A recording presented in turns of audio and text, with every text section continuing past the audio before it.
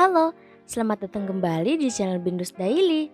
Buat yang pertama kali mampir ke channel ini, salam kenal ya. Aku Bindu. Di channel ini, aku bakal bahas tentang budgeting, journaling, dan daily life aku sebagai mahasiswa yang nyambi jadi freelance juga. Nah, kali ini aku bakal bahas tentang budgeting nih. Untuk video ini, materinya gak terlalu berat sih. Kali ini aku cuma mau review budgetku untuk yang bulan Februari kemarin. Kenapa sih kita harus review budget? Jadi di budgeting itu kita gak cuma nulis pengeluaran dan pemasukan yang terjadi selama sebulan, tapi kita juga harus melakukan evaluasi tiap akhir bulannya. Meski di sini isinya cuma 2 halaman, review budget ini penting banget kita lakuin di akhir bulan biar kita tahu apa sih kelemahan dari keuangan kita dan hal-hal apa aja yang bikin keuangan kita itu sering jebol. Bisa jadi mungkin kita kebanyakan jajan atau kita kecanduan beli perintilan kecil di marketplace, atau mungkin kita lagi keracunan skincare yang lagi viral. Dengan review ini kita bisa tahu mana pos-pos yang bisa kita kurangi dan mana pos yang harus ditambah anggarannya.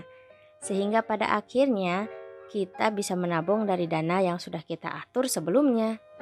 Tanpa berlama-lama lagi, yuk kita mulai review budgetnya.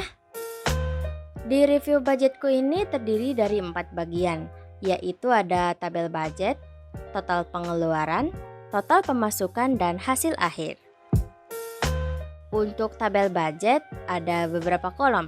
Yang pertama di sini ada kolom nomor yang diisi nomor juga. Lanjut di sebelahnya ada kolom pos. Kolom pos ini isinya adalah kemana aja duit yang kupunya bakal disalurkan. Di sini terbagi jadi 3 kategori, yaitu pos wajib, berubah, dan tabungan. Pos wajib artinya adalah pos yang selalu ada tiap bulannya dan anggarannya juga cenderung tetap. Misalnya di sini aku punya skincare, ngasih ke nenek, kuliah, paket data, obat, dan kos-kosan. Kemudian ada dana berubah. Ini adalah dana yang ada tapi sifatnya itu berubah-ubah. Kadang jumlahnya gede banget, kadang malah kecil pengeluarannya. Di sini untuk dana berubah aku punya pos cat food, jajan, belanja bulanan, alat rumah, transportasi, dana darurat, dan sedekah. Terakhir ada kategori tabungan. Ini adalah pos tabungan wajib aku tiap bulannya. Aku punya 2 pos untuk menabung, yaitu ke reksadana dan nabung emas di Pegadaian. Next, di kolom sebelahnya ada kolom target. Kolom ini adalah perkiraan semua pengeluaranku untuk setiap pos selama per bulannya. Misalnya untuk pos skincare, targetnya itu 150.000 per bulan. Untuk ngasih ke nenek 300.000 per bulan. Kuliah 100.000, paket data 150.000, obat 100.000, dan seterusnya gitu ya.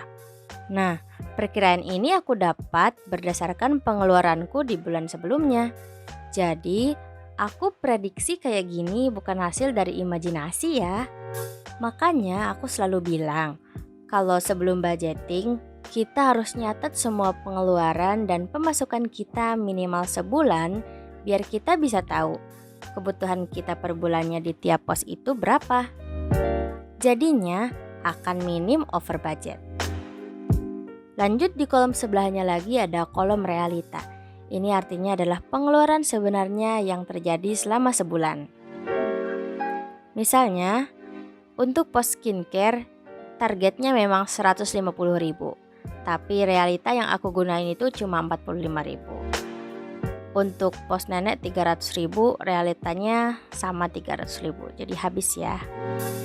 Di sini kita harus jujur dan gak boleh ada transaksi yang dimanipulasi. Entah itu realitanya banyak bersisa atau malah jebol, kita harus tetap tulis seadanya ya. Lanjut ke kolom sisa. Isi kolom ini didapat dengan cara mengurangi kolom target dengan kolom realita. Di sini kita bisa lihat ada 3 warna, yaitu warna hijau, merah, dan hitam. Warna hijau artinya pos tersebut masih memiliki sisa dari target bulanan.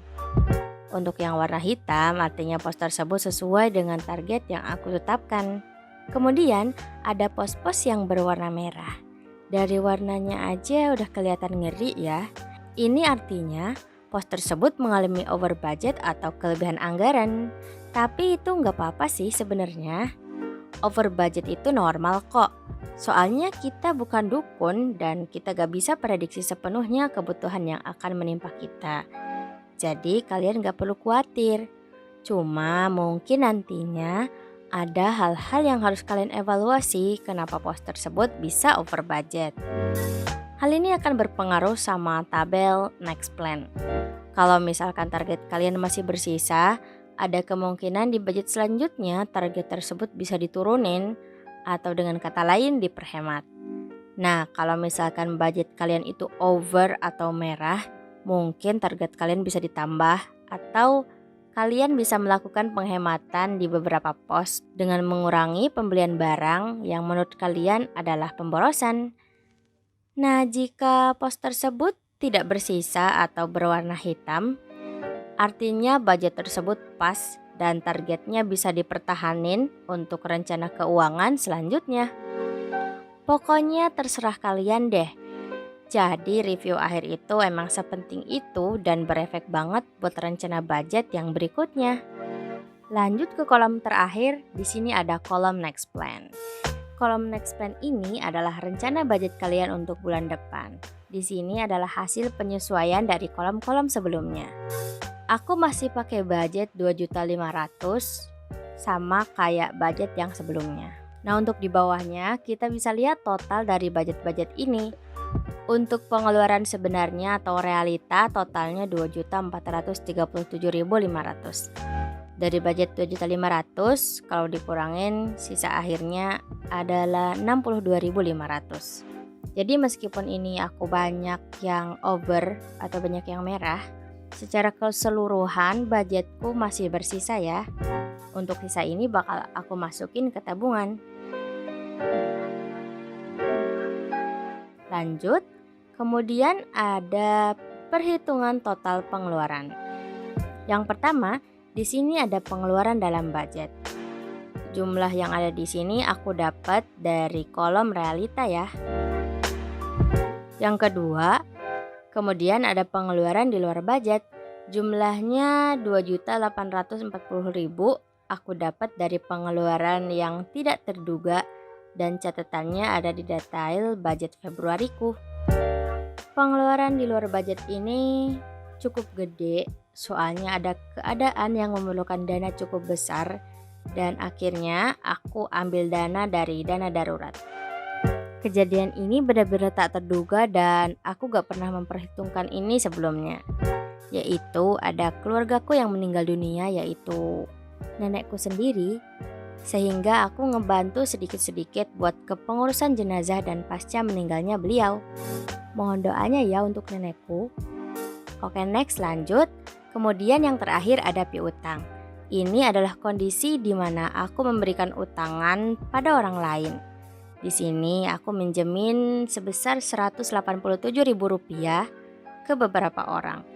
Jadi total pengeluaranku selama Februari adalah Rp5.295.000. Masuk ke penghitungan pemasukan. Di sini aku ngitung seluruh pemasukan yang aku dapat selama Februari. Yang pertama ada pemasukan wajib, yaitu pemasukan yang aku anggarkan dalam 1 bulan, yaitu 2.500.000. Sesuai dengan total di kolom target di sini. Pemasukan wajib ini didapat dari gaji bulan lalu dan bantuan untuk mahasiswa. Yang kedua, di sini ada form gaji. Gaji ini aku dapat dari hasil kerjaku dalam ngegambar digital selama 1 bulan. Kurang lebih hasilnya 1.915.000. Lanjut di bawahnya ada kolom lain-lain. Kolom ini adalah pemasukanku dari berbagai sumber yang random.